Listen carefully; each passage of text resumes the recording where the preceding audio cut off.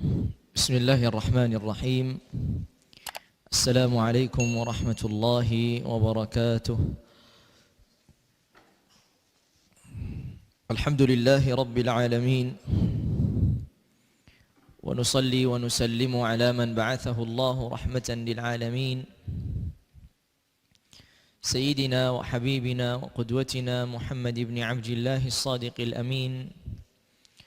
Wa ala alihi wa sahabatihi wa tabi'ina wa man tabi'ahum bi ihsanin ila yaumiddin. Thumma amma ba'd. فاللهم إنا نسألك بأسمائك الحسنى وبصفاتك العلى وباسمك الأعظم الذي إذا دعيت به أجبت وإذا سئلت به أعطيت أن تغفر لنا ذنوبنا وتستر عيوبنا وتكفر عنا سيئاتنا وتتوفنا مع الأبرار. اللهم إنا نسألك علما نافعا ورزقا طيبا وعملا متقبلا. اللهم علمنا ما ينفعنا وانفعنا بما علمتنا وزدنا علما وعملا وهدى وتقا وصلاحا وإيمانا يا ذا الجلال والإكرام. اللهم اغفر لنا واغفر لمشايخنا ولكل من حق علينا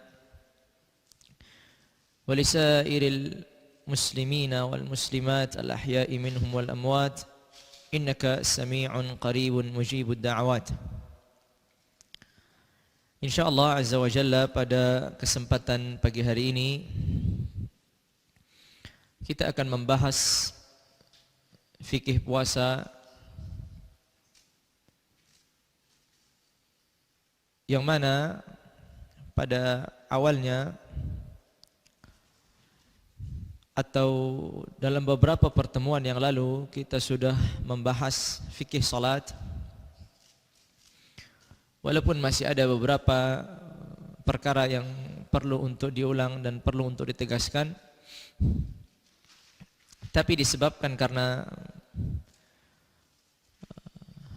kajian saya di masjid ini, kemungkinan ini adalah kajian terakhir sebelum datangnya Ramadan, kecuali nanti setelah datang Ramadan ada jadwal selanjutnya. Maka sehingga insyaallah Azza wa Jalla pada kesempatan pagi hari ini sampai Allah Azza wa Jalla memudahkan, kita akan membahas tentang perkara-perkara yang berkaitan dengan puasa. Kemudian sudah menjadi biasa ketika kita membahas suatu materi, kita akan merujuk kepada kitabnya Ahlul Ilmi, membaca matan yang kemudian nanti ada penjelasannya. Dan insyaallah Azza wa Jalla pada kesempatan pagi hari ini, awalnya saya ingin membaca kitab Safinatun Najah, tapi pembahasan di sana terlalu ringkas sehingga insyaallah Azza wa Jalla pada kesempatan pagi hari ini kita membahas fikih puasa tapi menggunakan kitab yang berjudul Al-Muqaddimah Al-Hadramiyah. Tadi saya share PDF-nya, mungkin nanti bisa disebar, bisa di-download juga. Kitabnya berjudul Al-Muqaddimah Al-Hadramiyah. Ada PDF-nya, kitab Al-Muqaddimah Al-Hadramiyah. Mungkin yang ada di grup bisa membuka. Sudah di-share sama Mas Andi ya. Kitab Al-Muqaddimah Al-Hadramiyah. Kemudian silahkan dibuka di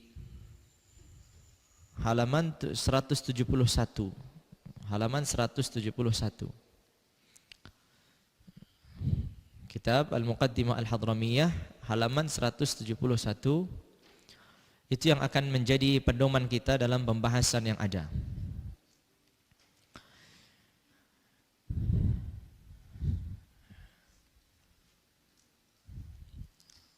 Yaqulu al-musannifu rahimahullahu rahmatan wasi'ah, kitabus shaum. Kitabus shaum membahas tentang puasa. As-shaum ataupun as-siyam sama artinya puasa, yang Allah Azza wa Jalla syariatkan dalam Al-Qur'anul Karim, ya ayyuhalladzina amanu kutiba alaikumus shiyam kama kutiba alal ladzina min qablikum la'allakum tattaqun. Kemudian juga disyariatkan dalam sabda Rasulullah, bunyal Islamu ala khamsin, salah satunya wassaum Ramadan. wa shaum Ramadan. Sehingga siyam ataupun saum artinya puasa. Walaupun saum ataupun siyam secara bahasa itu artinya menahan diri. Saum ataupun siyam secara bahasa artinya menahan diri. Tapi kalau sudah diartikan secara syariat, maka memiliki arti puasa begitu mudahnya dalam bahasa kita. Walaupun puasa pun secara bahasa Indonesia terkadang puasa seorang belum operasi juga disebut puasa begitu. Tapi puasa yang kita kenal adalah puasa yang kita kenal sebagai salah satu bentuk peribadatan kepada Allah Azza wa Jalla dengan menahan hal-hal tertentu, dengan niat tertentu, dengan tata cara tertentu, dengan waktu tertentu. Itu adalah puasa. Menahan diri dari hal-hal tertentu dengan batasan waktu tertentu, dengan tata cara tertentu. Itu yang disebut dengan puasa. Lalu kemudian kita mengetahui bahwasanya puasa ini adalah salah satu rukun Islam. Salah satu rukun Islam. Rukun yang keberapa? Itu pertanyaannya. Apakah rukun yang keempat atau rukun yang kelima? Bagaimana Pak Nan? Keempat. Disebutkan dalam sebagian hadis puasa itu rukun yang keempat. Dalam sebagian hadis puasa yang kelima. Ya, rukun yang kelima. Sehingga ala kulli hal ataupun apa itu bentuknya, puasa ini adalah salah satu rukun Islam. Ya, salah satu rukun Islam. Sehingga kewajiban berpuasa, kewajiban puasa Ramadan itu adalah sesuatu yang diketahui dalam perkara agama ini secara darurat. Sehingga orang yang mengingkari kewajiban puasa bisa terjatuh dalam kekufuran. Orang yang menganggap puasa Ramadan itu tidak wajib, ini bisa sampai derajat kekufuran. Andai kata dia tidak puasa tapi meyakini puasa itu wajib, maka tidak terjatuh dalam kekufuran. Kalau seandainya dia mengatakan puasa itu wajib, tapi kebetulan saya tidak puasa, dengan alasan saya malas, dengan alasan saya belum siap, dengan alasan apapun itu, selama meyakini puasa masih wajib disyariatkan Allah, maka dia tidak terjatuh dalam kekufuran. Tapi kalau dia puasa tapi meyakini puasa itu tidak wajib, kufur. Sekalipun seseorang itu menjalankan ibadah puasa tapi meyakini bahwa puasa itu tidak wajib, maka ini kekufuran. Jadi dibedakan dua hal. Apabila seseorang meninggalkan puasa karena meyakini puasa itu tidak wajib, ini kufur. Apabila seseorang meninggalkan puasa Ramadan maksudnya, dan masih meyakini puasa itu kewajiban, hanya saja meninggalkannya karena malas, karena belum siap, maka tidak kufur. Benar dia bisa dikatakan seorang yang fasik, pelaku dosa besar dan seterusnya. Orang yang melaksanakan puasa dan meyakini puasa itu tidak wajib juga kufur. Saya puasa tapi saya tidak meyakini puasa Ramadan itu wajib, juga kufur, sama. Seharusnya seorang mukmin dan orang beriman adalah meyakini puasa itu sebagai salah satu kewajiban dan rukun Islam dan juga menjalankannya. Begitu yang sempurna. Kemudian kita mengetahui bahwasanya puasa ini mulai disyariatkan oleh Allah Azza wa Jalla pada tahun kedua, pada bulan Sya'ban, tahun kedua Hijriyah. Jadi puasa Ramadan itu disyariatkan pada tahun kedua ketika bulan Sya'ban. Jadi tahun pertama ketika Rasulullah berada di kota Madinah belum disyariatkan puasa Ramadan. Masuk tahun kedua setelah Rasulullah menetap di Madinah, setelah Rasulullah hijrah dari kota Mekah ke Madinah, di bulan Sya'ban Allah Azza wa Jalla wajibkan puasa.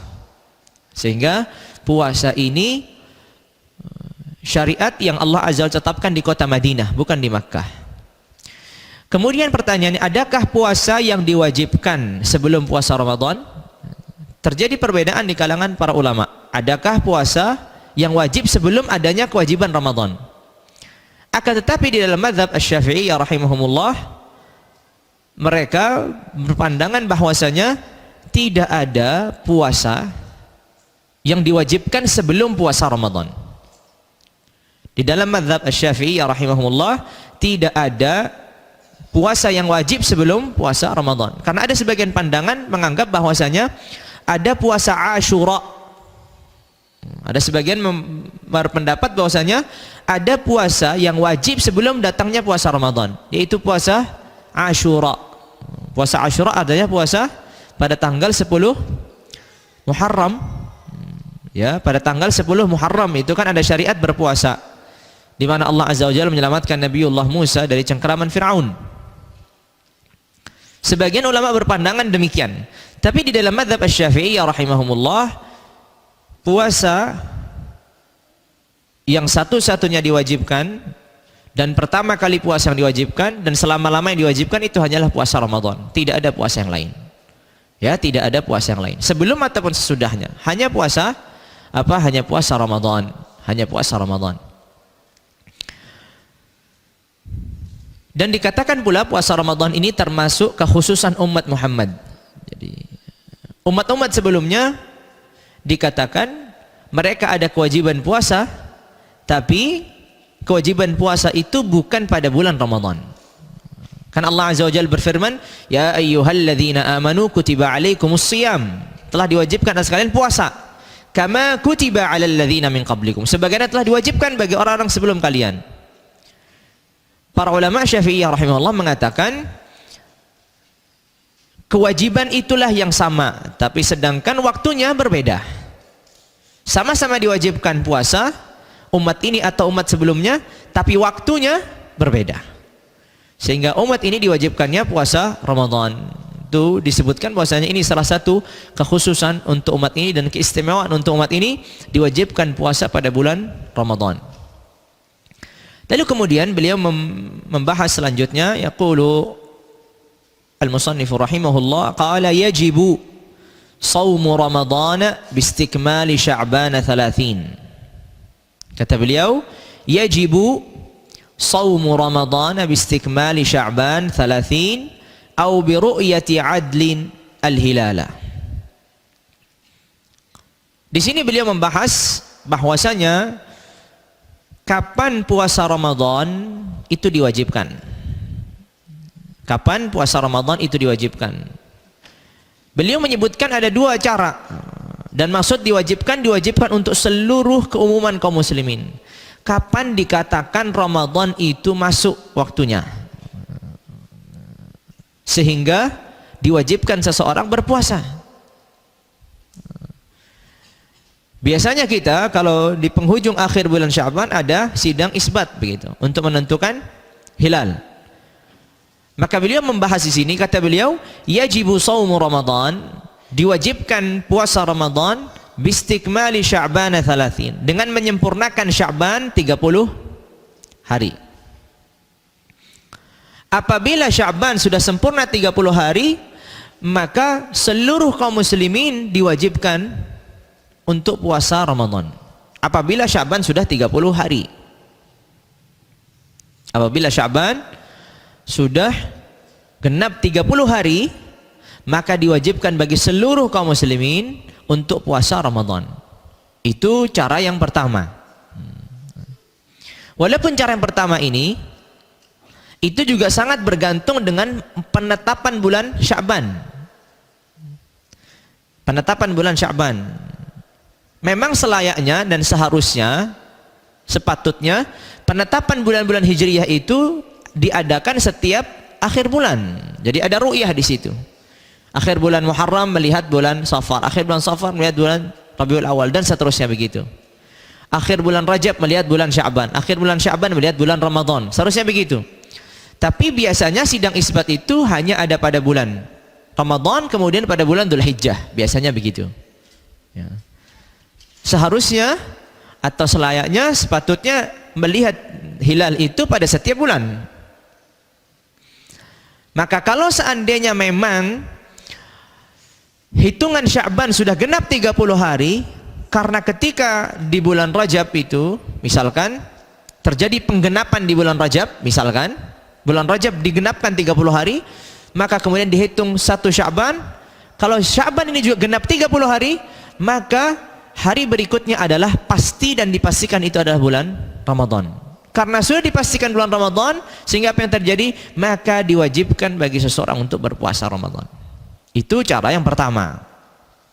Dan cara ini lebih mudah untuk diketahui masyarakat. Ini tanggal berapa Sya'ban? Tanggal sekian. Berarti kalau penggenapan ya sudah, berarti diwajibkan semua. Cara yang kedua, au bi ru'yati adlin al-hilal. Cara yang kedua adalah melihat hilal. Cara yang kedua adalah melihat hilal. Dan melihat hilal ini maksudnya adalah ketika ada seseorang yang melihat hilal dan orang tersebut memiliki kriteria tertentu, syarat-syarat tertentu, dan kemudian diterima oleh mahkamah atau diterima oleh majelis sidang isbat. Ketika itu, kalau sudah terjadi penetapan, maka di sini diwajibkan bagi seluruh penduduk negeri tersebut untuk berpuasa. Jadi bukan hanya sebatas karena ada orang satu melihat kemudian diwajibkan, tidak.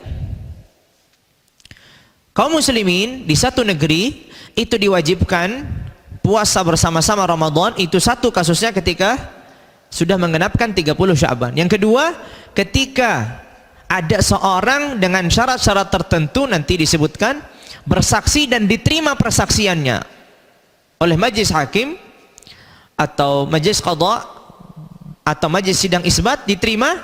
Ketika sudah terjadi penetapan, maka di sini telah diwajibkan bagi seluruh negeri atau seluruh penduduk negeri itu untuk berpuasa. Mudahnya adalah apabila pemerintahan sudah menetapkan, maka sudah diwajibkan. Penetapannya itu bisa jadi digenapkan 30 Sya'ban prosesnya, atau karena ada yang melihat hilal, atau ada karena yang melihat hilal. Ini adalah kewajiban secara keumuman. Pertanyaannya, siapa tadi orang yang diterima persaksiannya? Dikatakan di sini biru'yati adlin. Biru'yat adl. Orang yang diterima persaksiannya. Orang yang diterima persaksiannya itu syaratnya adalah pertama, dia seorang muslim. Pertama, dia seorang muslim. Kemudian dia seorang laki-laki. Kemudian ia seorang merdeka, bukan seorang budak. Kemudian ia tidak seorang yang fasik. Kemudian ia tidak seorang fasik. Kemudian dia seorang yang sudah baligh. Kemudian dia seorang yang berakal. Ini yang apabila bersaksi, saya bersaksi telah melihat hilal, maka kita lihat, muslimkah dia? Kalau muslim, satu masuk, centang. Berakalkah dia? Berakal. Sudah balighkah dia? Sudah baligh. Apakah dia orang fasik? Ternyata dia tidak orang yang fasik. Apakah dia seorang laki-laki? Dia seorang laki-laki. Apakah dia seorang yang merdeka? Dia seorang merdeka, bukan seorang budak. Maka di sini persaksiannya akan diterima. Jadi kalau ada para wanita, sekalipun 100 wanita menyaksikan hilal, sekalipun 100 wanita menyaksikan hilal, ramai-ramai datang kepada sidang isbat dan mereka semuanya bersaksi, bersumpah mereka melihat hilal, maka persaksiannya ditolak. Maka persaksiannya ditolak dan tidak bisa ditetapkan. Ya, tidak bisa ditetapkan. Yang bisa ditetapkan adalah tadi, syaratnya tadi, seorang muslim, baligh, akil, kemudian dia orang yang tidak fasik, kemudian dia seorang laki-laki, kemudian dia seorang yang merdeka, bukan budak. Jadi kalau ada anak kecil bersaksi atau orang fasik bersaksi, ditolak. Tapi yang penting di sini adalah apabila persaksian itu ditolak, itu berarti tidak ada kewajiban bagi seluruh kaum muslimin untuk mengikuti yang disaksikan. Tapi bagi orang yang menyaksikan dan persaksiannya ditolak, itu wajib baginya tetap puasa. Andai kata tadi ada 100 wanita melihat apa? Hilal. Maju ke sidang isbat, ditolak karena kalian wanita, nggak bisa kita terima. Pertanyaannya, kaum muslimin ini sedang menunggu sidang isbat. Ada 100 wanita bersaksi, ditolak semuanya. Maka tidak ada kewajiban kaum muslimin untuk menerima juga. Tapi 100 wanita ini, apakah mereka tetap melaksanakan puasa karena mereka sudah melihat? Jawabannya iya. Orang yang melihat secara langsung hilal, sekalipun persaksiannya ditolak karena dia seorang wanita, atau dia seorang fasik, atau dia seorang anak kecil, atau seorang budak, maka dia diwajibkan berpuasa. Tapi dia yang diwajibkan puasa. Begitu pula diwajibkan puasa bagi orang yang mempercayainya. Bagi orang yang mempercayainya. Misalkan 100 wanita tadi bersaksi ditolak. Kemudian dia kembali ke rumah masing-masing, dipercaya oleh suaminya dan anak-anaknya. Maka suami dan anak-anaknya ini, mereka diwajibkan untuk puasa. Kenapa? Karena telah mempercayai persaksian wanita tadi. Tapi tidak diwajibkan secara keumuman negeri. Karena memang tadi persaksian ditolak oleh majelis hakim tadi, atau sidang isbat tadi. Nah, ini penting sekali, karena terkadang orang ditolak persaksiannya karena pertimbangan tertentu. Karena misalkan dia seorang yang fasik, misalkan tadi orang yang enggak, menurut sidang isbat orang tidak berkompeten, dia tidak bisa membedakan jangan-jangan ini hilal atau ini mungkin awan atau ini apa, segera ditolak persaksiannya.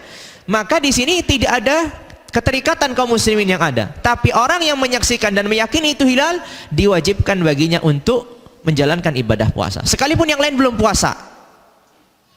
Andai kata 100 wanita tadi yang bersaksi ditolak, kemudian pemerintahan menentukan Sya'ban digenapkan 30.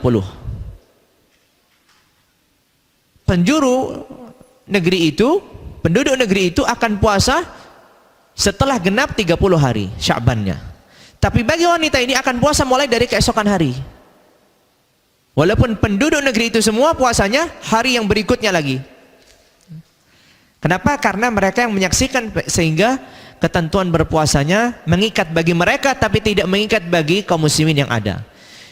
Kecuali ada orang-orang percaya, seperti tadi kalau seandainya ia mengatakan kepada suaminya, kepada anaknya, seorang wanita terpercaya, maka di sini apa kewajiban tersebut pun diwajibkan bagi orang yang mempercayainya, orang yang percayainya. Tapi untuk penetapan secara keumuman tidak bisa ditetapkan. Ya, jadi kita harus bedakan dua hal. Penetapan secara keumuman itu harus memasuki kriteria tadi orang yang boleh menyaksikan. Tapi penetapan secara khusus bagi yang percaya tidak harus melalui proses yang ketat ini tadi. Ya, jadi seperti itu. Ya, seperti itu. Disebutkan ahlul ilmi pula di sini adalah masalah yang sering didiskusikan adalah masalah al-munajjim atau al-hasib, yaitu orang ahli falak. Orang ahli falak yang mereka menghitung bulan itu dengan hitungan ilmu falak, sehingga sering terjadi perdebatan antara ahli hisab dan ahli ru'yah gitu, yang melihat hilal dan yang menghitung. Memang di dalam mazhab Asy-Syafi'iyah rahimahumullah, di dalam mazhab Asy-Syafi'iyah rahimahumullah dikatakan bahwasanya ilmu falak itu tidak bisa diterima dalam penentuan secara keumuman. Jadi kalau ada orang datang mengatakan menurut ilmu falak ini sudah masuk bulan, apakah majelis hakim menerima? Enggak menerima. Sekalipun yang datang itu ratusan, ribuan ulama falak, tetap saja ditolak. Karena ketentuannya dengan ru'yatul hilal, bukan dengan ilmu falak. Tapi pertanyaannya, apakah diwajibkan bagi mereka ilmuwan ilmu falak ini yang meyakini bahwasanya Ramadan sudah masuk untuk puasa? Itu pertanyaannya. Maka di dalam mazhab Syafi'iyah, kalau dia meyakini memang itu sudah masuk Ramadan, maka diwajibkan bagi dia. Begitu pula diwajibkan bagi yang mempercayainya. Misalkan di sini ada beberapa ormas yang menggunakan hisab, dan ormas ini sangat yakin bahwa Ramadan sudah masuk. Anggota ormas juga yakin dengan perhitungan yang dilakukan, maka anggota ormas ini dan ulamanya diwajibkan untuk puasa. Ini pendapatnya Al-Imam Ar-Ramli rahimahullahu rahmatan wasi'ah. Dianggap puasa mereka sah dan itu dianggap puasa bagian dari Ramadan. Tapi Imam Ibnu Hajar mengatakan puasa mereka itu dianggap sah tapi tidak dihitung dari Ramadan. Tidak dihitung dari Ramadan. Jadi sehingga apa? Sehingga perlu ada pembedaan antara dua pandangan tadi.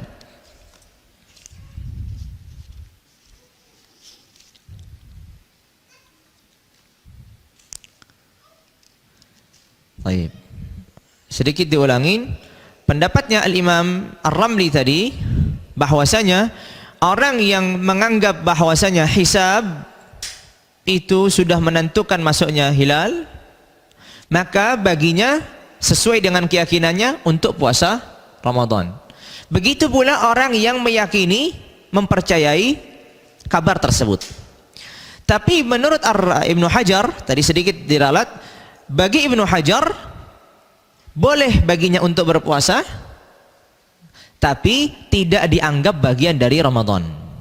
Dikatakan di sini tidak diwajibkan, tapi boleh kalau dia mau berpuasa. Bagi yang tadi ahli falak tadi, silahkan mau berpuasa, tapi tidak wajib. Orang yang juga mempercayai ahli puasa juga silahkan mau puasa, tapi tidak wajib dan tidak dianggap bagian dari Ramadan. Itu berbedanya pendapatnya Ar-Ramli dengan Ibnu Hajar Al-Haytami rahimahullah. Jadi khulasatul qaul, kalau seandainya di sana ada ilmuwan falak yang mengatakan besok Ramadan dengan sesuai perhitungan mereka, maka diwajibkan bagi mereka yang meyakini apa? Untuk puasa. Dan orang-orang yang percayai mereka pun juga diwajibkan bagi mereka untuk puasa. Ini pandangannya siapa? Al-Imam Ar-Ramli rahimahullah. Ibnu Hajar mengatakan boleh bagi mereka puasa tapi tidak wajib. Boleh bagi mereka puasa tapi tidak wajib. Dan kalaulah mereka puasa tidak dihitung dari puasa Ramadan. Ya. Tidak dihitung dari puasa Ramadan. Ini menjadi solusi perdebatan yang begitu panjang. Ya, misalkan pemerintah sudah menetapkan kita genapkan 30 Sya'ban. Sedangkan ormas tertentu misalkan menetapkan ini sudah masuk waktunya.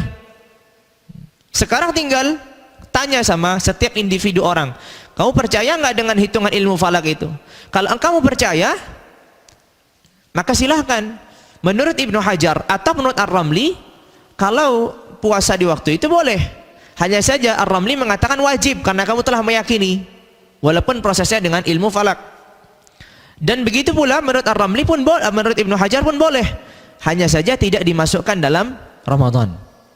Jadi sehingga ini untuk menjadi solusi dan melerai kegaduhan yang terus berlanjut. Silahkan yang mau ikut dengan pandangan yang misalkan ilmu hisab, misalkan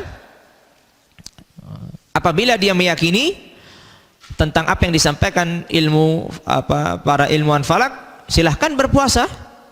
Tapi yang tidak meyakini, ia menunggu atau pengenapan yang terjadi sesuai dengan apa yang ditetapkan pemerintah yang ada. Tapi alhamdulillah akhir-akhir ini kelihatannya akan terus sama terus, tidak ada perbedaan, ya, tidak ada perbedaan.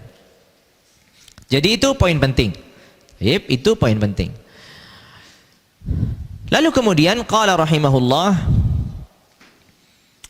wa idza ru'iyal hilalu bi baladin lazima man wafaqa matla'ahu. Apabila hilal itu terlihat pada satu negeri, misalkan di Surabaya terlihat hilal, di sini tidak terlihat hilal. Di Surabaya terlihat hilal, di sini tidak terlihat hilal. Qala wa idza ru'iyal hilalu bi baladin, di satu negeri terlihat hilal, lazima man wafaqa matla'uhum matla'ahu, maka diwajibkan negeri yang satu matla' itu dengan apa yang sudah didapatkan atau apa yang sudah dilihat di negeri yang lain. Misalkan di Surabaya terlihat hilal, di Mojokerto tidak terlihat hilal. Mojokerto dan Surabaya ini masih satu matla'. Nanti kita akan jelaskan apa itu matla'. Dikatakan ahlul ilmi, matla' itu adalah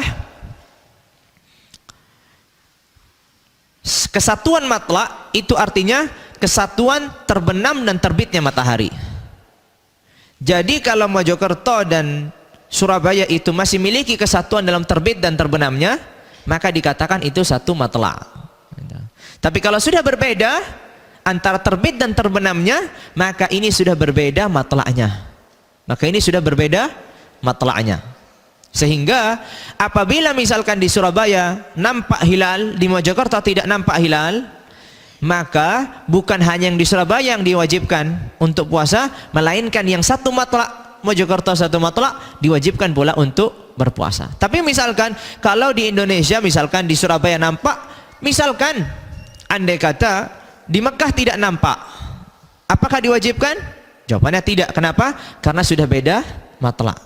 Karena terbenam dan terbitnya matahari sudah berbeda. Mekah sama Surabaya sudah berbeda. Seperti itu sebagai contoh.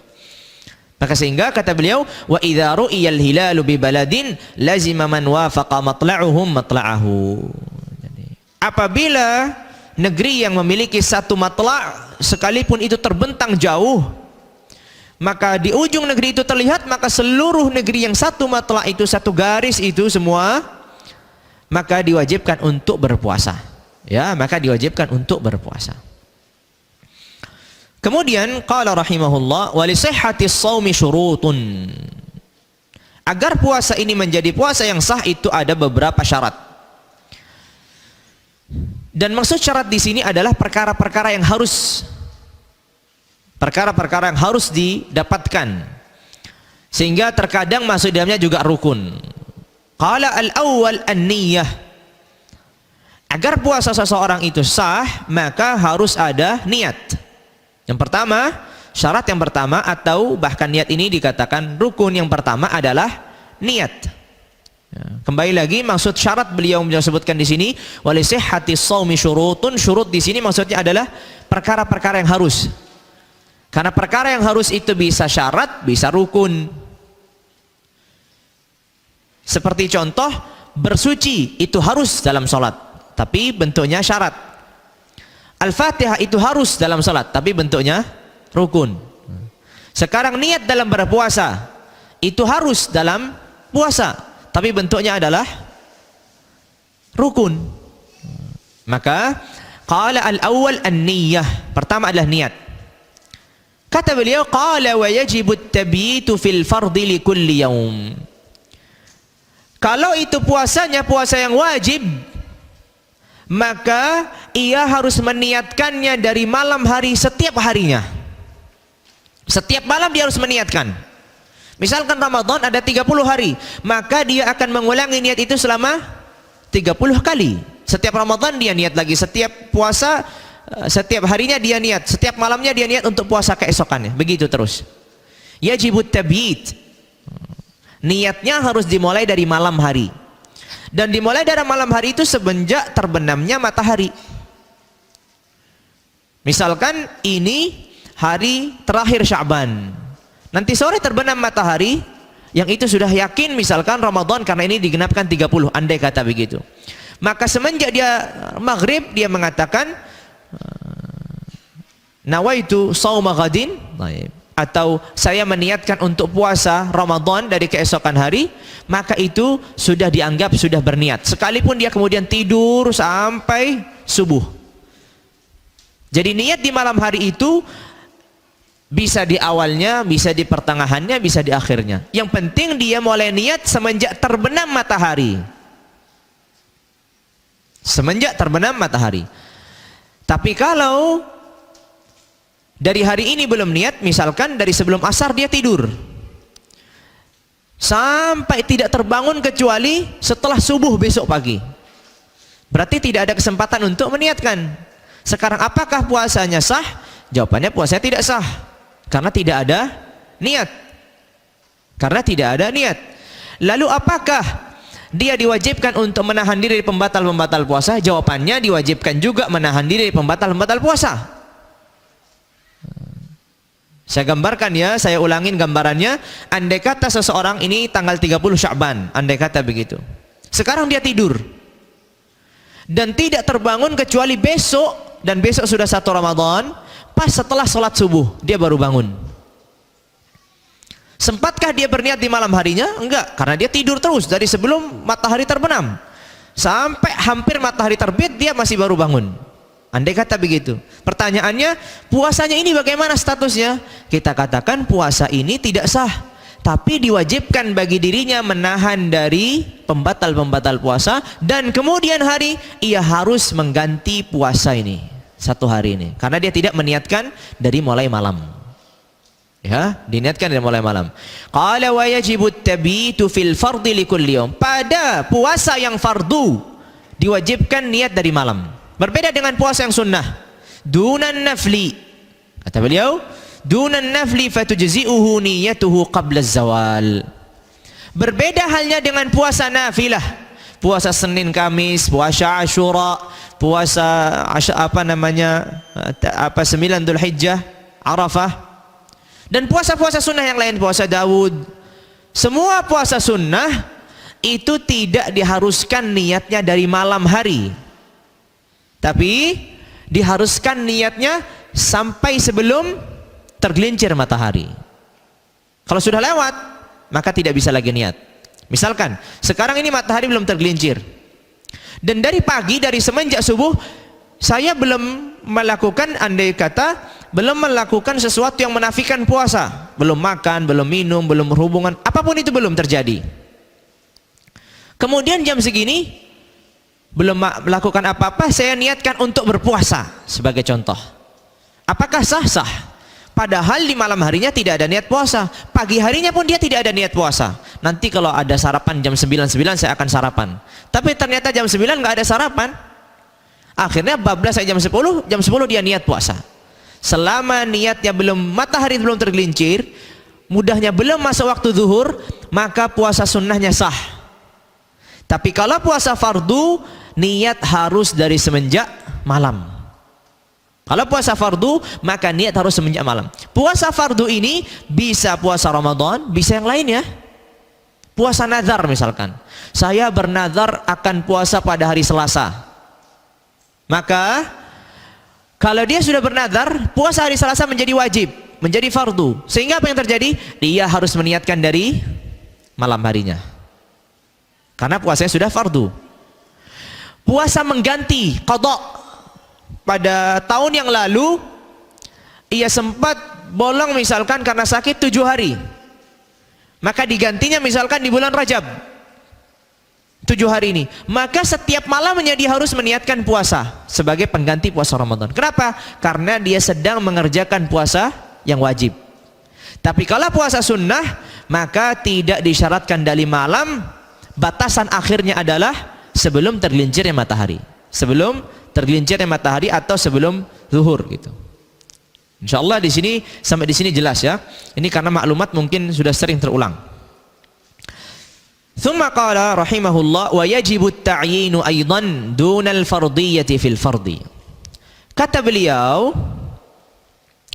dalam meniatkan, selain tadi disyaratkan harus dimulai dari malam hari, kalau itu puasa fardu ya, juga disyaratkan dalam niat itu menentukan puasa apa ini, menentukan, ta'yin. Berarti kalau besok puasa Ramadan dia meniatkan saum Ramadan. Wajib ta'yinu aidan, diwajibkan dia ta'yin, menentukan saum Ramadan misalkan. Atau misalkan nazar, saumu nazrin, qada, saumu qada, mengganti dan seterusnya. Jadi sehingga tidak cukup nawaitus saum, saya berniat untuk puasa, nggak cukup.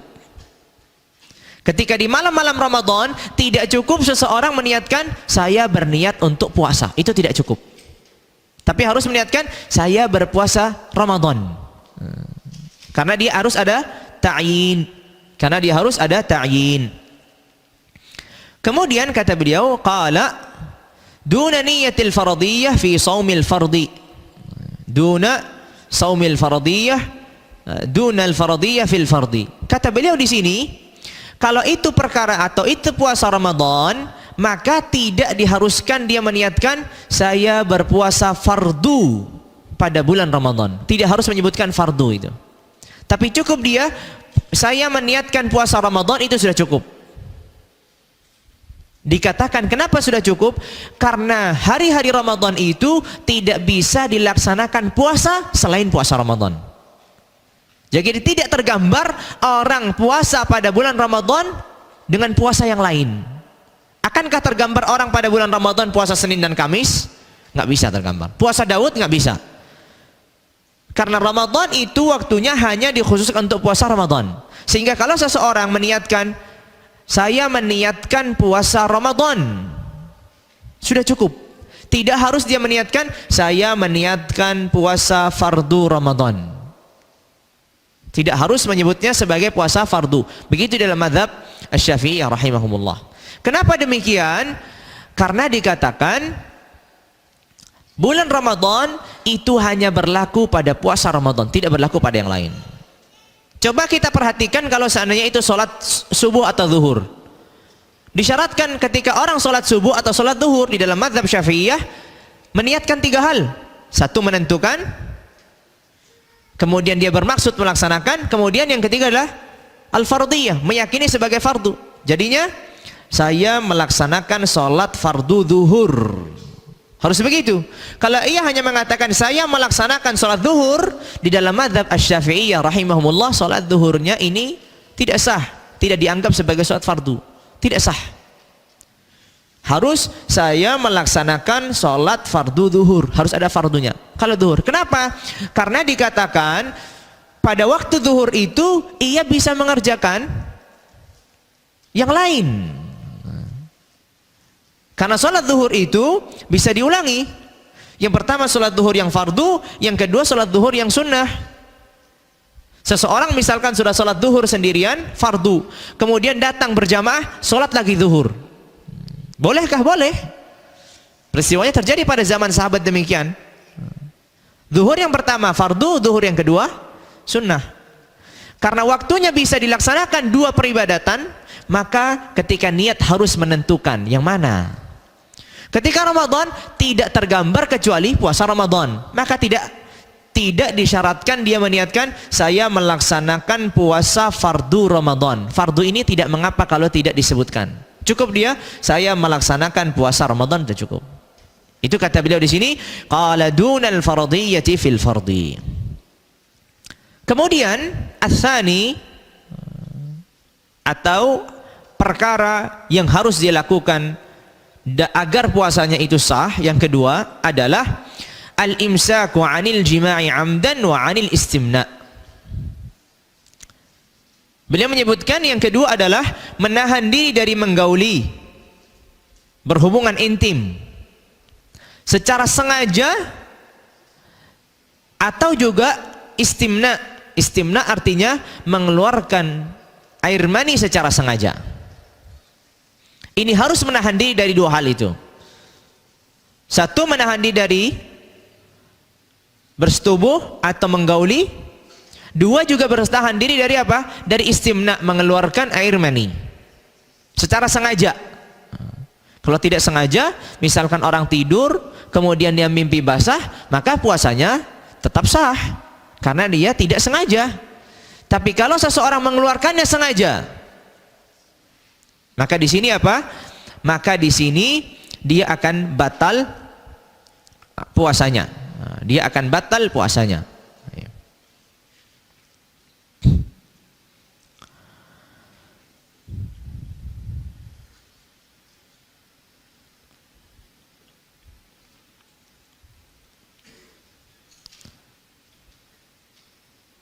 Lalu kemudian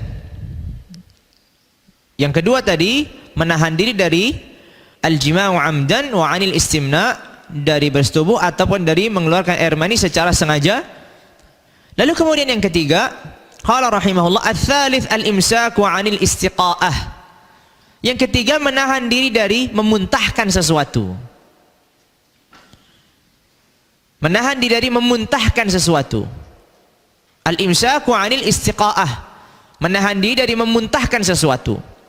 Wala yadurru taqayyuhu bighairi ikhtiyari. Tapi tidak mengapa kalau seandainya muntahnya itu tanpa keinginannya dia.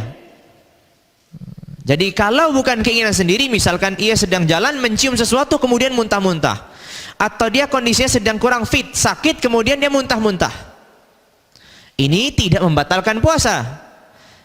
Tapi kalau dia sengaja, ini yang terlarang. Makanya dikatakan al-imsak, menahan diri dari sengaja memuntahkan dirinya. Misalkan orang memasukkan tangannya ke dalam mulutnya membuat dirinya muntah, ini puasanya menjadi tidak sah. Tapi kalau tidak sengaja, maka tidak mengapa. Maka tidak mengapa. Dengan ketentuan tidak mengapa itu apabila muntahnya tidak kembali lagi ke dalam. Karena sebagian orang muntah tidak tuntas, sebagiannya masuk ke dalam lagi. Kalau dia sudah keluar terus masuk lagi, ini menjadi batal puasanya. Tapi kalau sudah tuntas keluar, misalkan mencium sesuatu atau melihat sesuatu kemudian dia muntah, atau dia sakit kemudian muntah total semuanya, keluar semuanya, maka puasanya masih bisa boleh dilanjutkan kalau dia tidak sengaja. Tapi kalau tadi sengaja memasukkan jarinya sesuatu kemudian keluar, maka di sini membatalkan puasanya, sehingga dia harus menghindari demikian.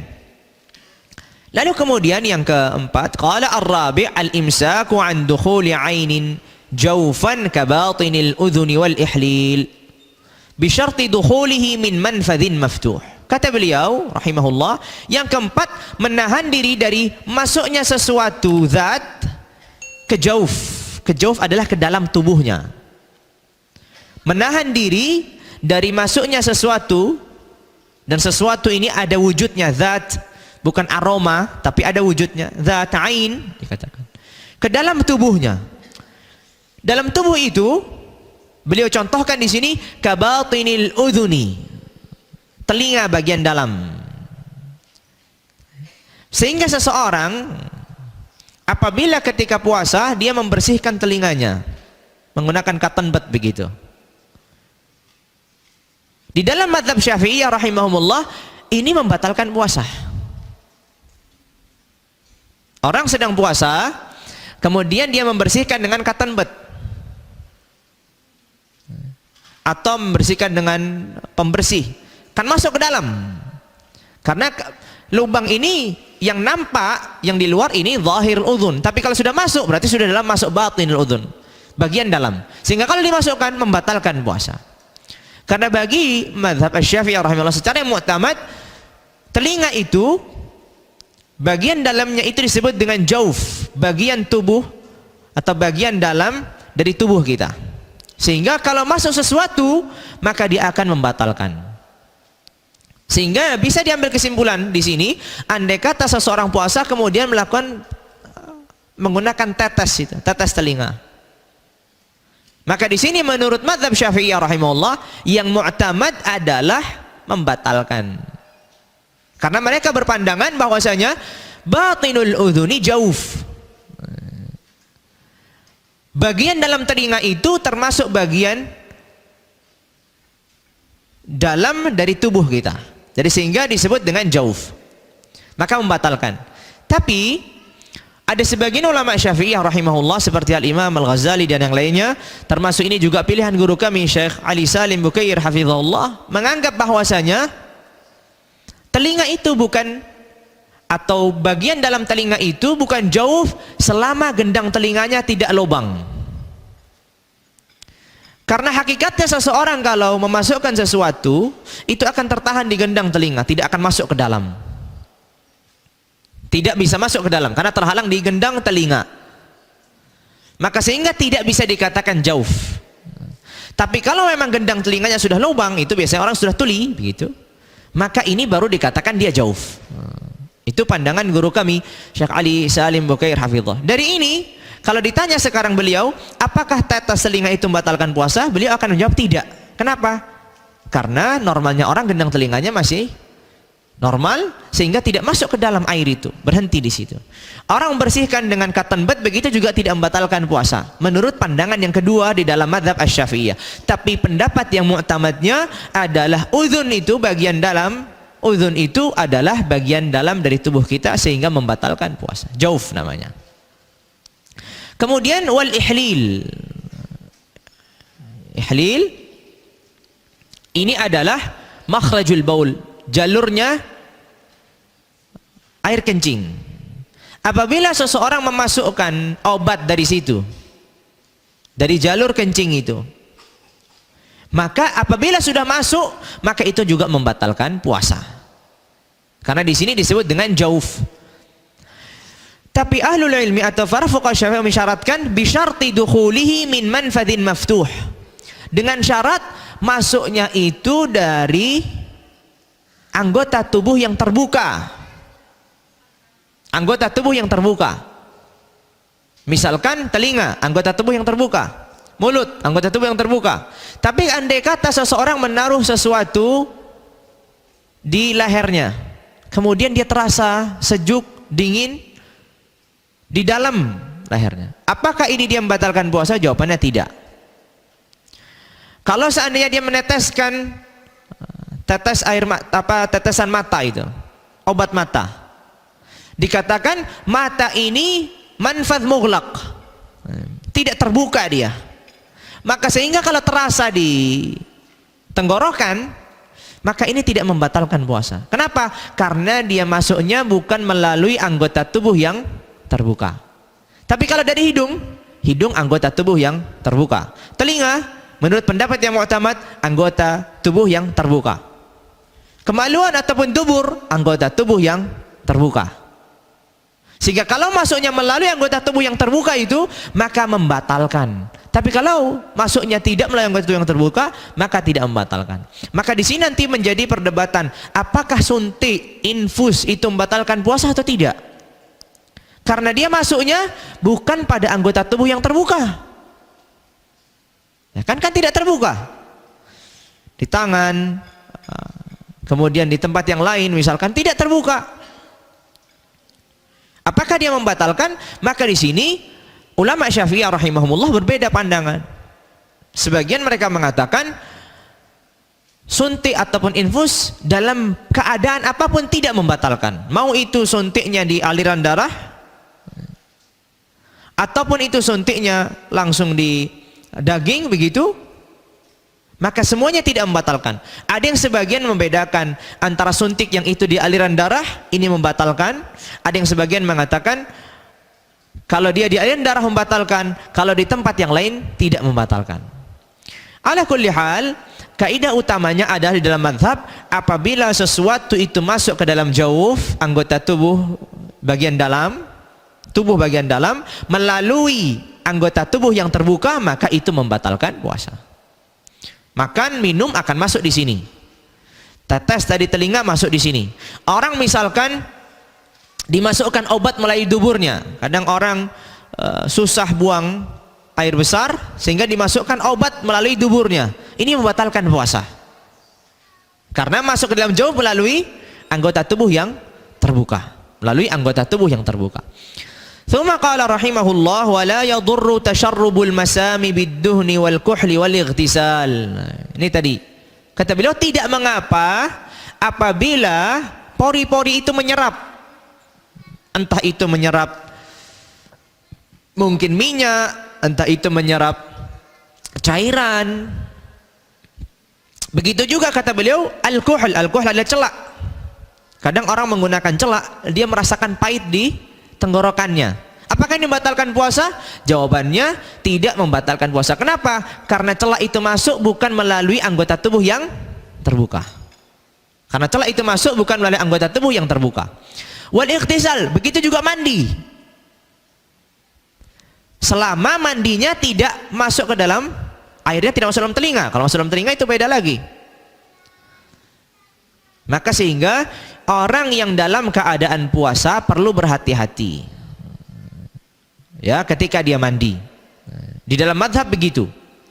Tapi kalau dia merasakan segar, merasakan dia dingin di tenggorokannya karena setelah mandi itu, maka yang didapatkan itu semua melalui proses dari anggota tubuh yang tidak terbuka, sehingga apa? Sehingga tidak membatalkan puasa. Sehingga tidak membatalkan puasa. Tsumma qala rahimahullah fa in akala aw syariba nasiyan aw jahilan qalilan aw katsiran lam yuftir. Apabila seseorang makan ataupun minum lupa atau tidak mengetahui, banyak ataupun sedikit, maka dia tidak dianggap batal puasanya. Makan ataupun minum dalam keadaan lupa ataupun dalam keadaan tidak mengetahui hukumnya. Lupa dia, dikiranya bukan Ramadan, makan dia habis 1 piring. Banyak ini. Maka tidak membatalkan puasa. Kenapa? Karena lupa. Sekalipun setiap hari lupa, enggak apa-apa, enggak membatalkan puasa. Sekalipun setiap harinya lupa. Tapi orang yang Jahil, orang yang bodoh di sini maksudnya adalah, kata beliau selanjutnya yang tidak dianggap batalkan, qala wa la yu'dzarul jahilu illa in qaruba ahduhu bil Islam aw nasha'a bi badiyatin ba'idatin 'anil ulama.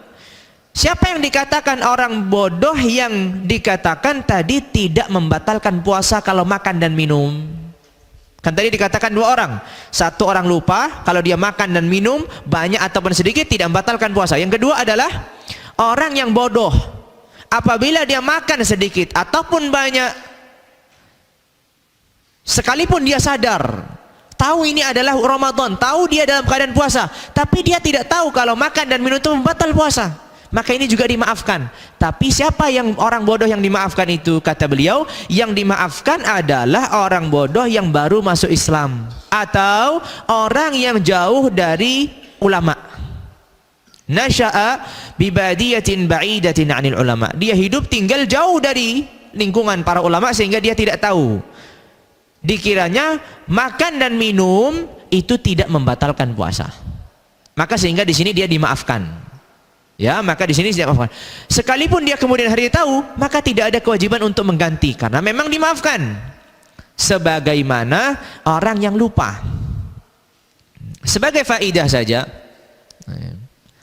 di dalam mazhab Malikiyah, seingat saya, orang yang lupa makan dan minum, orang yang lupa makan dan minum, maka dianggap puasanya di sini batal. Dengan artian, batal dengan artian dia harus mengganti puasanya setelah Ramadan datang. Tapi dia juga tidak berdosa dan dia tetap harus menahan dari pembatal-pembatal yang lain setelah dia sadar. Bedanya dalam mazhab Syafi'i apa? Dia tidak berdosa, puasanya dianggap sah dan melanjutkan tanpa harus mengganti puasa di luar Ramadan. Tapi dalam mazhab Malikiyah dikatakan demikian. Ya, dikatakan demikian. Lalu kemudian kata beliau rahimahullah, qala wala bi ghubarit tariq wa in ta'ammada fatha famihi. Begitu pula tidak mengapa apabila ia menghirup atau kemasukan apa? Debu. Andai kata seseorang sedang berjalan kemudian terkena debu, debu ini masuk ke dalam tenggorokannya, masuk ke dalam hidungnya. Sekarang pertanyaannya, apakah batal puasanya? Kan di sini sekarang masuk sesuatu melalui jalur anggota tubuh yang terbuka. Maka kata beliau, wala bi ghubarit tariq, ay wala yadurru bi ghubarit tariq. Tidak ada masalah ketika itu adalah ghubarut tariq, debu yang ada di jalan. Sekalipun kata beliau, wa in ta'ammada fatha famihi, sekalipun dia sengaja membuka mulutnya. Dibuka mulutnya sengaja, kemudian datang debu masuk ke dalam mulutnya dan masuk ke dalam tenggorokannya. Apakah membatalkan puasa? Tidak. Sekalipun dia sengaja membuka mulutnya. Tentu ini cari perkara begitu. Karena nanti dia butuh minum, keselak kalau enggak. Maka sehingga apabila keadaan demikian maka tidak membatalkan puasa. Kenapa? Karena dikatakan debu ini sangat susah untuk dihindari. Sangat susah. Normalnya debu itu susah untuk dihindari. Sehingga kalau dia masuk maka dia tidak membatalkan puasa. Qala wala bi bal'ir riqit tahiril khalis min ma'dinihi wa in akhrajahu ala lisanihi. Kata beliau, juga tidak mengapa apabila dia menelan ludahnya. Tapi dengan catatan, satu ludahnya sendiri, kedua tahir, suci. Karena ludah bisa najis. Gimana ludah bisa najis? Ini sebagai contoh, orang gusinya berdarah. Setelah berdarah, dibuang darahnya itu, sudah kering darahnya, tapi ia belum berkumur.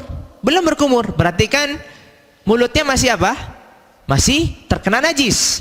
Karena yang bisa menghilangkan najis hanyalah air. Kemudian datang ludah ini. Ludah ini melewati gusi tadi yang ada darahnya. Walaupun sudah kering darahnya, sudah tidak darah, maka dia akan melewati tempat yang terkena najis.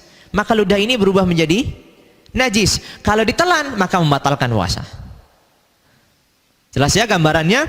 Andai kata seseorang gusinya berdarah dan gusi itu belum dibersihkan dengan air, belum berkumur, sekalipun darahnya sudah berhenti, sudah tidak ada lagi darah di gusinya, tapi belum berkumur, maka mulutnya ini masih dikatakan mutanajjis. Mulutnya ini masih terkena najis sampai dia berkumur. Tiba-tiba setelah itu datang ludah. Ludah ini akan bercampur dengan mulut yang terkena najis tadi, maka ludah ini akan berubah menjadi ludah yang najis karena bercampur dengan mulut yang tadi terkena darah tadi. Maka kalau dia menelannya, maka di sini akan menjadi batal puasanya. Tapi kalau seandainya itu tahir, ludahnya suci, al-khalis min ma'dinihi, murni dia, tidak bercampur dengan yang lain. Terkadang kita masih menyisakan makanan, ludah kita berasa manis, ludah kita berasa asin karena masih ada sisa-sisa makanan. Ini kalau kita telan, ini menjadi pembatal. Karena bukan lagi murni ludah, sudah bercampur dengan rasa-rasa yang lain. Ya, bercampur dengan rasa yang lain. Qala wa in akhrajahu ala lisani, sekalipun ludah itu sudah dikeluarkan di lisannya. Misalkan dia ada ludah, dikeluarkan, lisannya dikeluarkan, kemudian dimasukkan lagi, kemudian ditelan, nggak masalah. Selama itu ludah. Ya, selama itu ludahnya. Sekalipun sudah dikeluarkan lisannya, kemudian dimasukkan lagi. Tapi berbeda, kadang orang ya punya tusuk gigi begitu. Ya. Kemudian dia membersihkan giginya, kan bercampur dengan ludah. Kemudian setelah itu sudah selesai, dia dimasukkan lagi tusuk gigi ini, masih di dalam mulutnya. Ini akan bercampur. Ludah yang tersisa di tusuk gigi ini sesuatu yang sudah di luar, sudah dikeluarkan tadi, dimasukkan lagi. Kalau ini ludah ini bercampur dengan ludah yang ada dalam mulutnya, berarti bercampur pada sesuatu yang lain. Kalau ditelan, maka membatalkan puasa. Maka membatalkan puasa. Yang sering menjadi contoh yang unik, nggak tahu ini benar terjadi atau tidak, adalah apabila seseorang menelan benang. Bagian dalam benangnya sudah di bagian perutnya, di dalam. Bagian yang lain sudah di luar. Kalau seandainya ditarik, maka dia memuntahkan sesuatu, maka dia batal. Kalau ditelan, dia juga batal menelan sesuatu. Gimana solusinya? Begitulah mazhab dipertanyakan ini. Jadi apabila seseorang ini hayalan gitu, hayalan fuqaha, Allahu alam terjadi atau tidak. Tapi mereka memberikan contoh seperti ini. Seseorang menelan benang, sebagiannya sudah di dalam tubuhnya, di dalam. Yang sisanya di luar, jadi bersambung begitu. Kalau seandainya ditarik, dia berarti mengeluarkan sesuatu, berarti namanya muntah. Tapi kalau ditelan, berarti dia menelan sesuatu, batal juga. Katanya solusinya adalah dia jangan meminta orang lain ditariknya, tapi biarlah orang lain itu tanpa sengaja menariknya gitu. Tapi yang lain nggak mau narik, biarin aja tersiksa begitu. Payah jadinya kalau begini. Nah, itu sebagai contoh. Jadi ini contoh yang bagian dari hayalannya para fuqaha begitu. Kemudian kata beliau, qala wa yuftiru bi jarri riqi bima baina asnanihi bi qudratihi ala majjihi. Dan kata beliau, membatalkan pula ketika ludahnya itu bercampur dengan makanan yang terselip di gigi atau di gusi tadi. Kan sering ada makanan terselip, dia bercampur kemudian ditelan. Selama kata beliau, selama ia mampu untuk mengeluarkannya, meludahkannya di luar, maka kalau ditelan, maka ini membatalkan. Tapi terkadang orang nggak sengaja, masih ada sisa, kemudian keluar ludah, kemudian tahu-tahu langsung terlan, tanpa apa? Tanpa kesadaran dirinya. Misalkan orang habis makan, misalkan sahur, kemudian setelah sholat subuh masih belum bersih, dia tidur. Setelah bangun, makanan yang tadi sisa di rongga-rongga giginya tadi kok sudah tidak ada, berarti kan dia masuk bersama ludahnya. Apakah di sini membatalkan puasa? Jawabannya tidak, karena memang dia tidak mampu mengeluarkannya. Tapi kalau dia sadar ada makanan sekalipun satu butir nasi, maka dia harus mengeluarkannya. Kalau sengaja ditelan, maka menjadi batal puasanya. Qala wa yuftiru bin nukhamati kadzalik. Begitu juga dia akan batal dengan nukhamah. Nukhamah ini adalah sesuatu yang dikeluarkan imma karena seseorang itu flu atau karena dia batuk, dahaknya. Ini berbeda dengan ludah.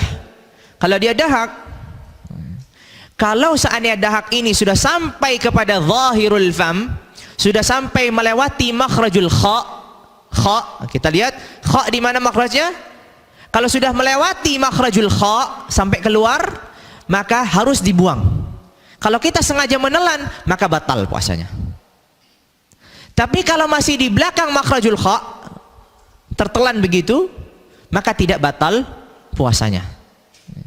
Ini berkaitan dengan dahak. Kan sering orang flu atau seorang batuk, berdahak, ada lendirnya begitu. Sehingga kalau dia sempat keluar ke makhrajul kha, melalui makhrajul kha, sudah lewat, sudah sampai di giginya, sudah sampai di lidahnya, maka harus dibuang.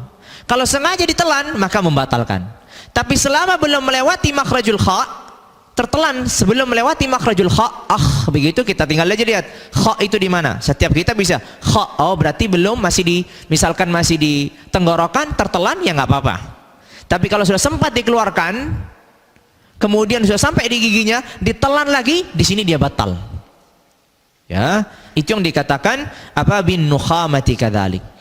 Qala rahimahullah wa biwusuli ma'il madmadati ila al-jawf in balagha fi ghairi najasatin. Kata beliau rahimahullah, apabila madmadah, yaitu berkumur ketika wudu. Orang yang berkumur ketika wudu dan berlebihan dalam berkumurnya. Karena di dalam madhab, berkumur ketika berwudu dan dia dalam keadaan puasa itu hukumnya sunnah. Tapi sunnahnya berkumur dalam batasan minimal, bukan maksimal. Jadinya hanya sebatas dimasukkan langsung dikeluarkan. Tidak perlu berkumur-kumur. Hanya air itu dimasukkan langsung dikeluarkan. Jadi tidak berkumur, tidak kemudian digosok, enggak. Hanya sebatas masuk langsung keluar. Karena apabila dia berkumur, kemudian ternyata masuk air ini yang dilakukan berkumur, maka dia batal puasanya. Maka kata beliau, wa biwusuli ma'il madmadati ilal jawf in balagh. Sampainya air madmadah apabila ia berlebihan dalam madmadah, dalam memasukkan air ketika berwudu.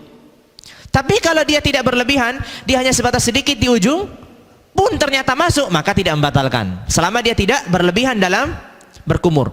Kalau orang di luar puasa, dia dalam keadaan tidak puasa, sunnahnya memang berlebihan dalam berkumur.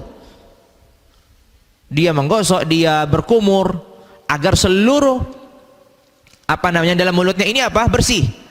Tapi kalau dalam puasa, maka hukumnya makruh.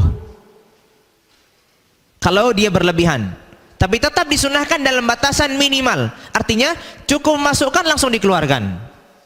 Kalau dia sudah berlebihan melakukan sesuatu yang makruh, ternyata masuk ke dalam jauf, maka dia batal puasanya.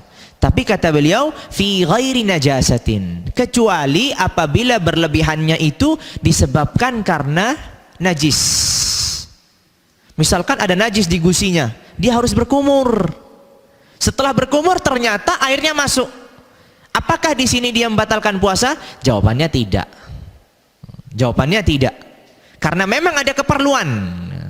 Dan keperluan itu tidak bisa kecuali memang dia harus berlebihan dalam berkumur. Karena untuk menghilangkan najis, misalkan gusi bagian belakangnya, otomatis dia akan berkumur, berusaha untuk mengeluarkan najis itu, membersihkan mulutnya. Sehingga ternyata ketika berkumur tiba-tiba masuk itu air. Apakah di sini batal? Jawabannya tidak. Jawabannya tidak. Qala wa bi ghairi mubalaghatin min madmadatin li tabarrudin aw rabi'atin.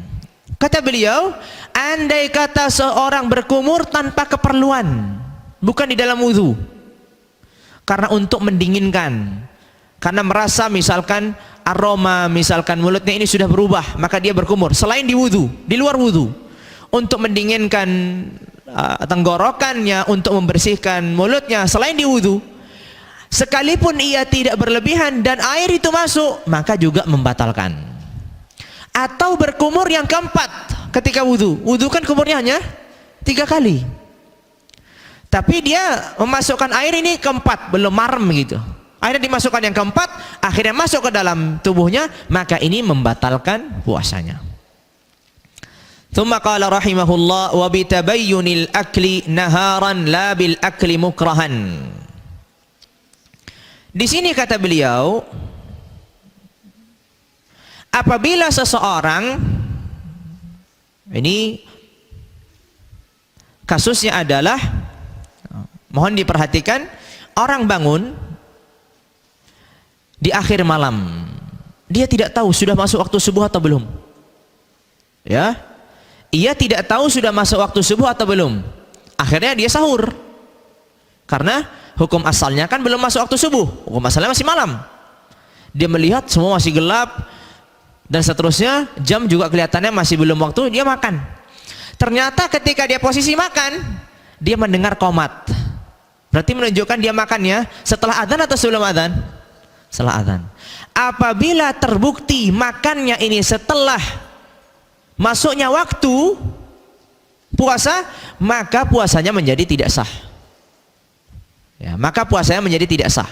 Sehingga kalau orang misalkan terbangun di akhir malam, dikiranya masih malam, ternyata dia sedang makan sahur, ternyata orang pulang dari masjid. Kenapa kamu makan? Saya masih sahur. Kita sudah baru pulang dari masjid.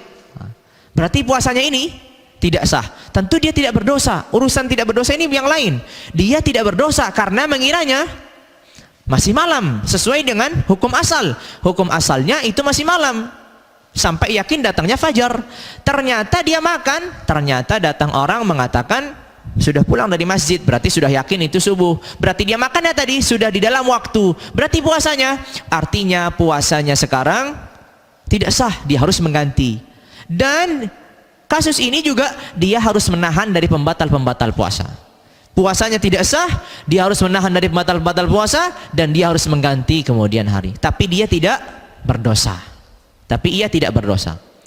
Begitu pula contoh lain, orang yang mengira sudah terbenam matahari. Mengira sudah terbenam matahari, kemudian dia buka.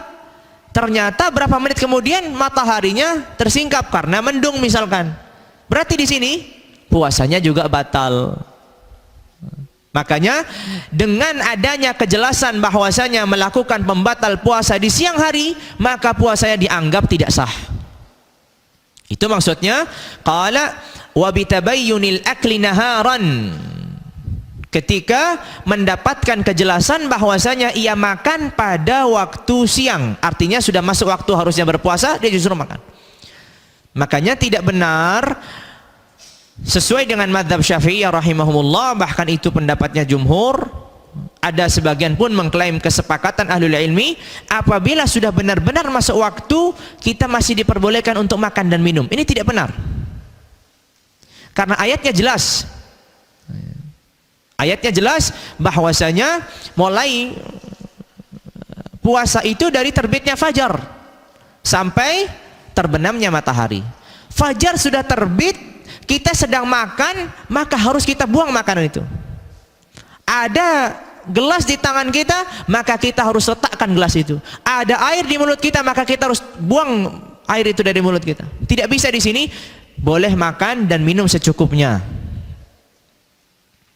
Walaupun ada dari kalangan ulama mutaakhirin, tapi seperti Syekh Albani rahimahullahu rahmatan wasi'ah, beranggapan bahwasanya apabila seseorang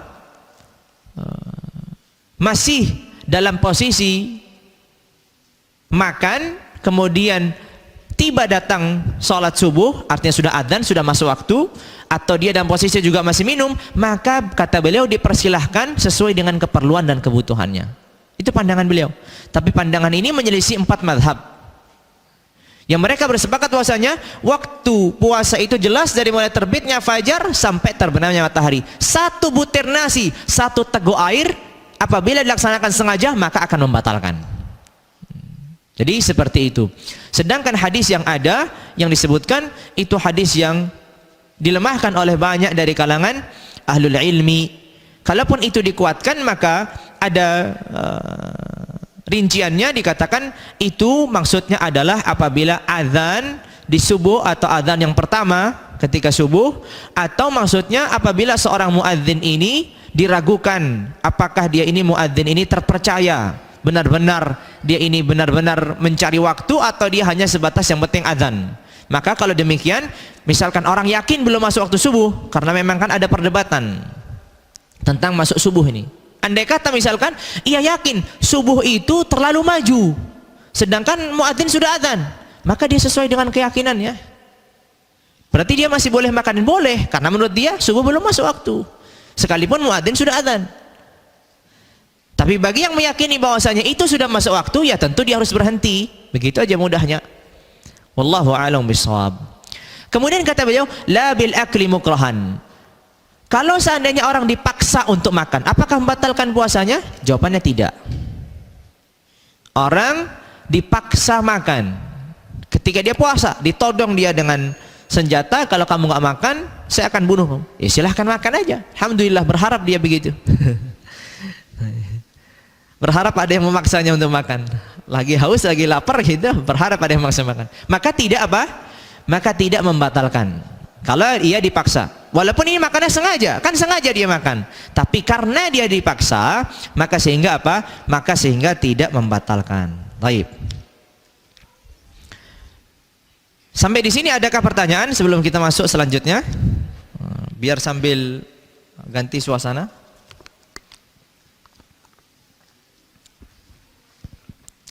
Kalau tidak ada pertanyaan, kita lanjut pembahasan selanjutnya.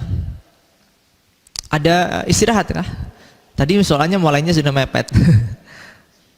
Langsung aja.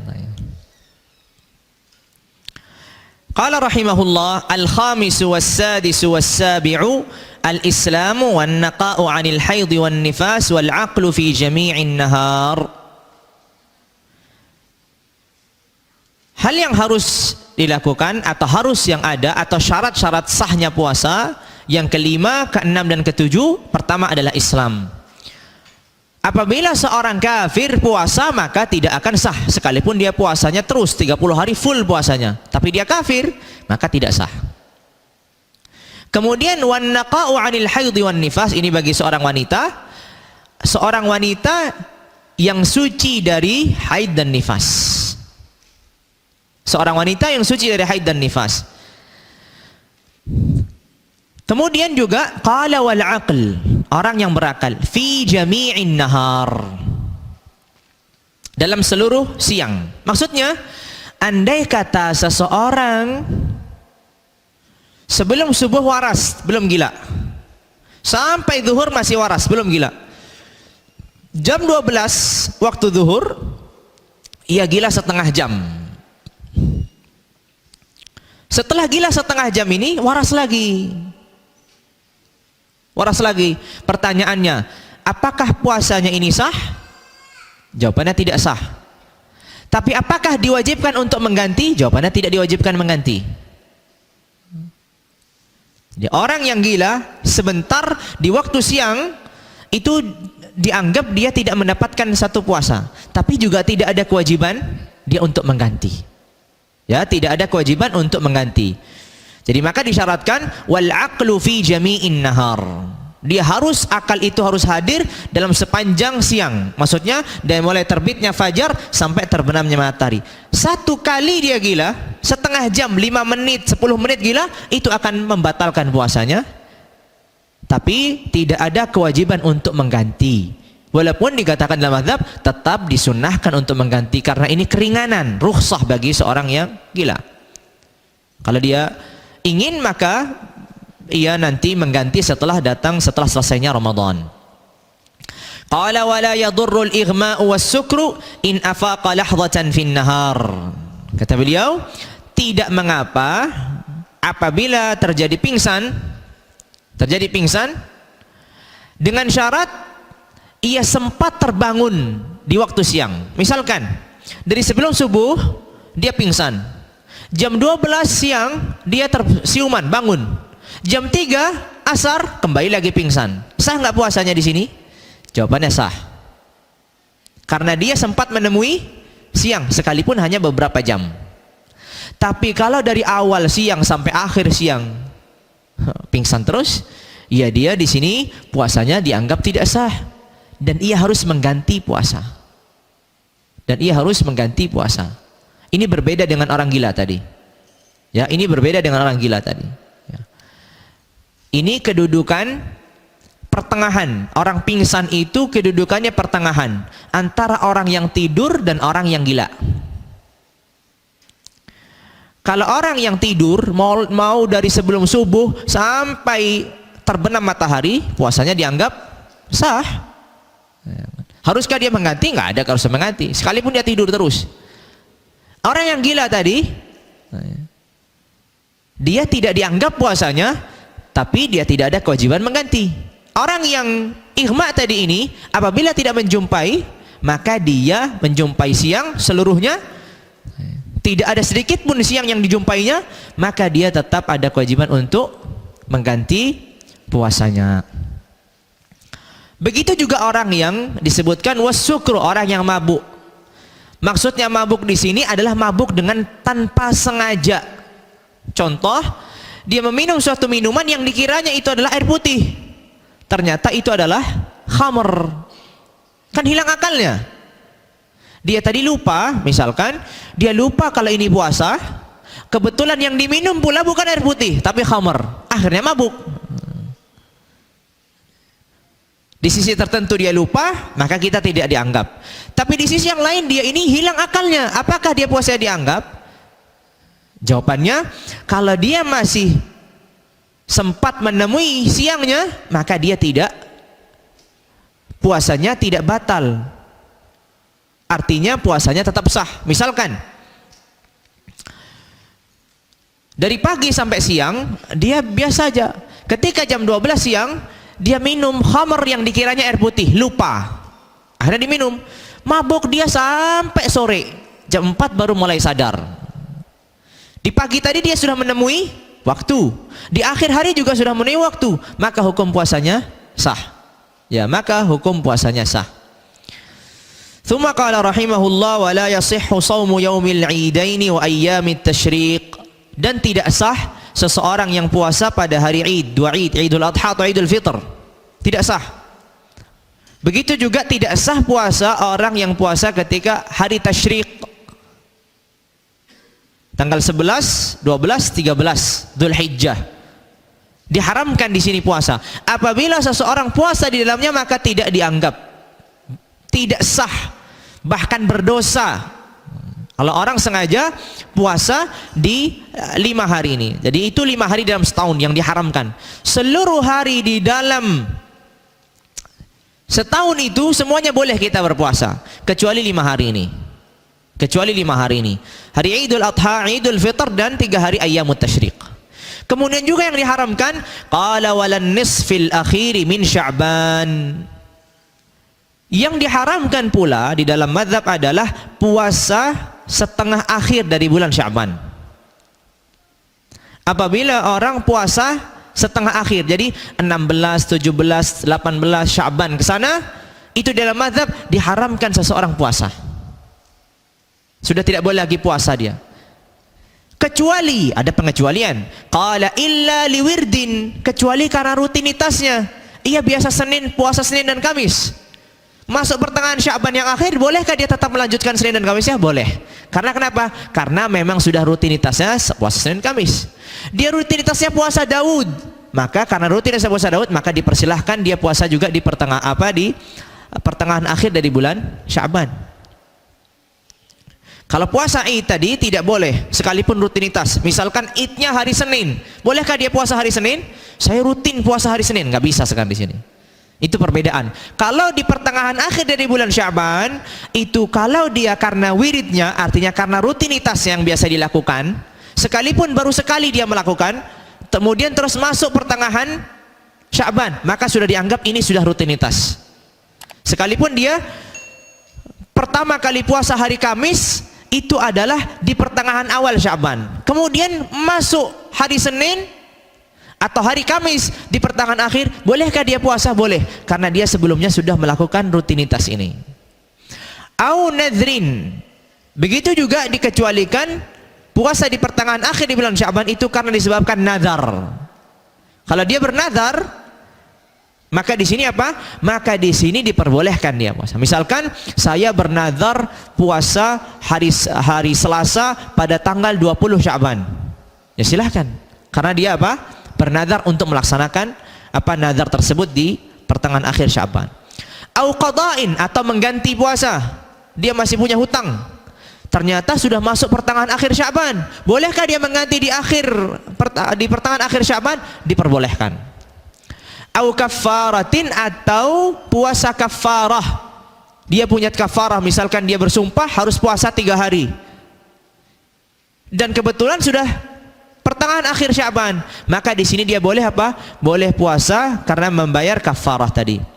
Au wasli ma ba'dan nisfi bima qablahu, atau dia menyambung pertengahan akhir ini dengan pertengahan awal. Maksudnya dia full puasa Sya'ban dari tanggal 1 sampai tanggal 29, enggak masalah. Misalkan dia tanggal 15, dia tanggal 14, 15, 16, 17, 18, 19 sampai terakhir puasa. Tidak masalah. Kenapa? Karena pertengahan akhirnya disambung dengan pertengahan awalnya. Tapi sekali dia putus maka nggak boleh nyambung lagi. Misalkan 14, 15, 16, 17, 18 puasa. 19 nggak puasa. Bolehkah dia puasa di 20? Kita katakan tidak boleh. Karena sudah diselingi 1 hari dia tidak puasa.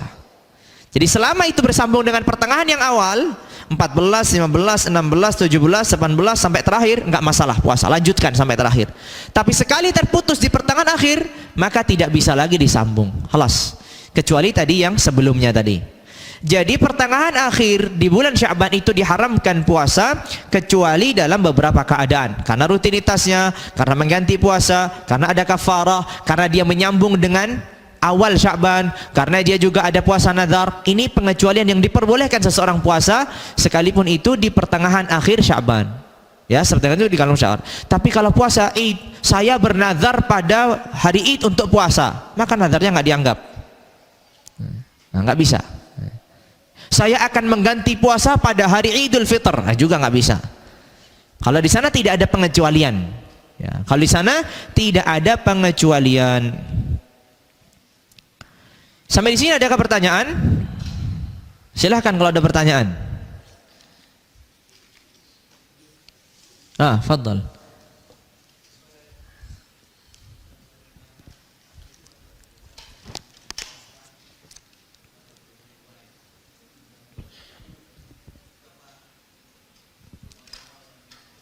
Iya, na'am. Disebutkan bahwasanya Rasulullah SAW memperbanyak puasa terlebih pada bulan Sya'ban, begitu. Maka memang di